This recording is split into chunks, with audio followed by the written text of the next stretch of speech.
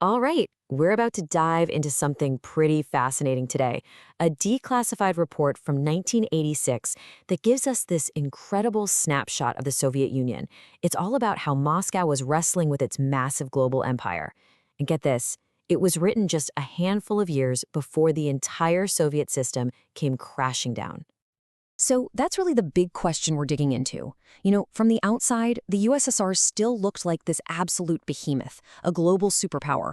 But what this report does is peel back the curtain and ask, were the cracks already starting to show? Were the very foundations of this global empire beginning to rot from the inside out?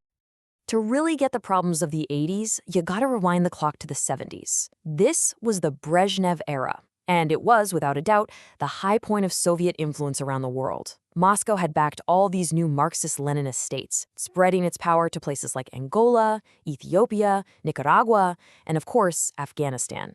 If you were just looking at a map, it seemed like the world revolution was on the march. But, and this is a huge but, all that expansion came with a seriously hefty price tag. We're talking about the cost of keeping this empire afloat, everything from economic aid to military gear, and it basically doubled in just one decade. That put a crushing weight, tens of billions of dollars a year, on an economy that was already, starting to sputter. Now, this massive economic burden wasn't just some number on a spreadsheet. It was forcing a very real and very tough conversation inside the Kremlin. And the report zeroes in on three huge pressures that were like cracks forming in the very foundation of their whole global strategy. The Soviets were basically being squeezed from three sides at once. First, their own economy at home was grinding to a halt. Second, their relationship with the United States was getting worse and worse. And third, the new allies they were spending all this money on, well, they weren't exactly success stories. Let's start with that first pressure, the economy.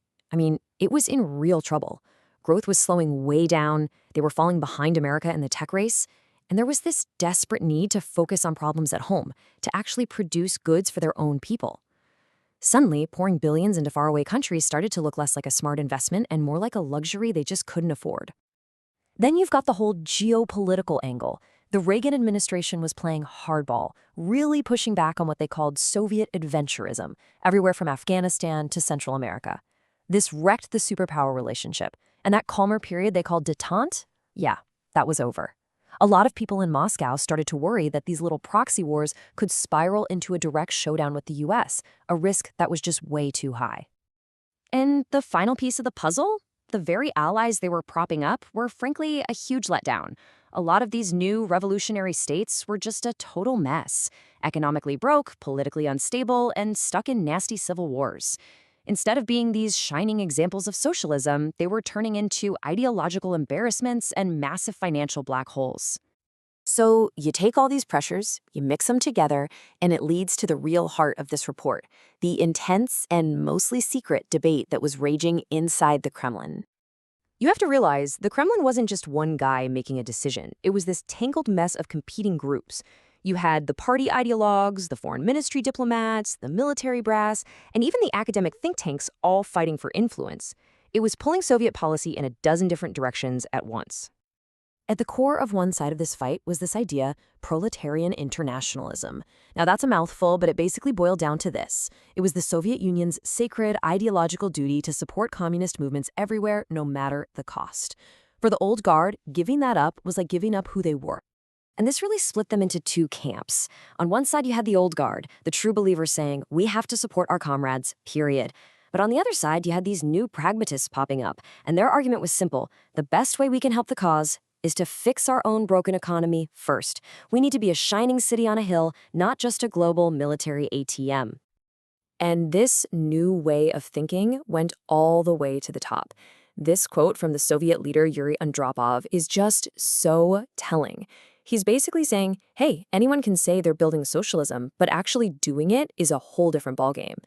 It was a huge signal that the days of writing blank checks were being seriously questioned. So, okay, there's all this debate and all this high-level rethinking going on, but here's the crucial question. Did any of it actually change what they were doing on the ground? Was Soviet policy in the real world actually shifting? This is really what the report tries to get at. I mean, it's one thing for some official to write an article about being more pragmatic. It's something else entirely to actually cut off your friends and allies. So, was Moscow actually changing, or was it all just talk? And the report's conclusion on this was pretty stark. There was a massive disconnect. The conversation about pulling back was absolutely real. The debates were happening.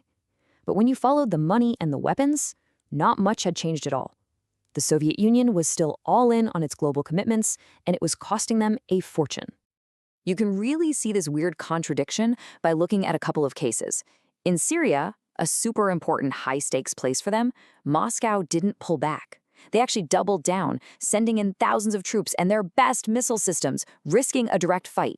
But then you look at Mozambique, which was a lower priority, and nothing. They were super cautious, offering almost no real help. Their actions were all over the place, not guided by some clear new strategy. And the hard data really tells the story here. If you look at the aid numbers in the early 80s for their key partners, we're talking Cuba, Syria, Vietnam. The support wasn't going down. In some cases, it was actually going up. So for all the hand-wringing in Moscow, the pipeline of cash and weapons to the empire was still flowing freely. So let's just pull back for the big picture. When you think about what this analysis was really saying back in 1986, in hindsight, it reads less like a dry policy report and a lot more like a prophecy. And this is just, it's wild to think about, this whole diagnosis of an overstretched, broke empire that couldn't figure out how to change course. It was written just 3 years before the Berlin Wall was torn down, 5 years before the Soviet Union itself just vanished. This report was documenting in real time the exact fatal flaws that were about to bring the whole thing down. This one sentence from the report's conclusion just captures the whole trap they were in. They knew the empire was unsustainable. They knew they needed to save money.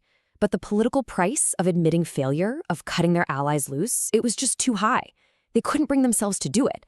They were completely and totally stuck. And that leaves us with this one last, kind of profound question.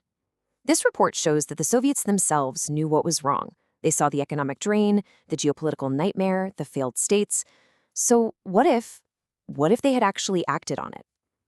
Could a smarter, smaller, more pragmatic Soviet Union have actually survived? History doesn't give us the answer, but it is one heck of a question to think about.